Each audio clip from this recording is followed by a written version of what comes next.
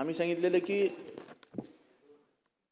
अनुदान जेव्हा चर्चेला घेतील, अनुदानाच्या मागण्या जेव्हा चर्चेला घेतील, समोरच्या बाकावर काही जबाबदार मंत्री आता ताई तुमच्याबद्दल निदान 4-5 तरी जबाबदार मंत्री बसले पाहिजेत साहेब. आता एक मिनिट जरा मध्ये बोलू नका.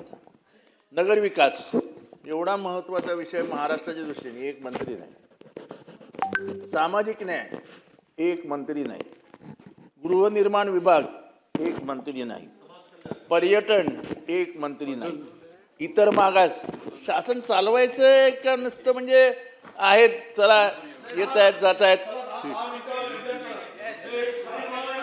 हे काय चालू आहे? निरोप पाठवला येत आहेत निरोप असं ना येतील वारंवार चालू आहे. हे लिहून येतील ते आधी आलेत ना, येत आहेत. अध्यक्ष महोदय, आदितीताई आहे, मी आहे, आम्ही सामुदायिक जबाबदारी आहे, वरती बिझनेस आहे काही लोकांचा, सुधीर भाऊ सामुदायिक जबाबदारी आहे. अध्यक्ष महोदय, हा कामकाजाच्या दृष्टीने महत्वाचा आहे, योग्य आहे. अध्यक्ष महाराज, मंत्री महोदय जरी व्यस्त असले तरी सचिव स्तरावरच्या अधिकाऱ्यांनी या चर्चेमध्ये जे सन्माननीय सदस्य इतक्या गंभीरपणे बोलतात त्याच्या नोंदी घेणे, त्या संदर्भामध्ये अध्यक्ष महाराज योग्य कारवाई करणे, त्या संदर्भातली अंमलबजावणी अपेक्षित असते. मंत्री महोदय कधी कधी बैठकीत असू शकतात हे खरं आहे, पण सचिव महोदय सुद्धा नसणे हे मात्र कामकाजाच्या दृष्टीने आपल्याला सर्वांना विचारपूर्वक यावर निर्णय करणे अध्यक्ष महाराज अपेक्षित आहे. अन्यथा सभागृहाची धार कमी होईल, सदस्यांचा अवमान होईल, सदस्यांच्या चर्चेला फक्त अरुण्य रुदन राहील.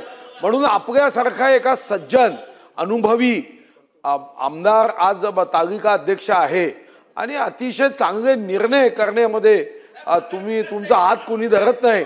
मला वाटतं तुम्ही निर्देश द्यावे, मंत्री महोदयांनाही निरोप द्यावे आणि सचिवांनी बसावे, हा नियम करणं गरजेचं आहे.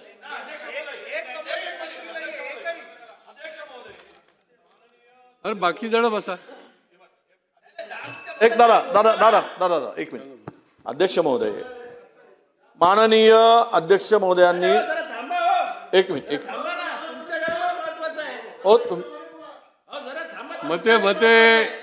मते 2 मिनिटं थांबा.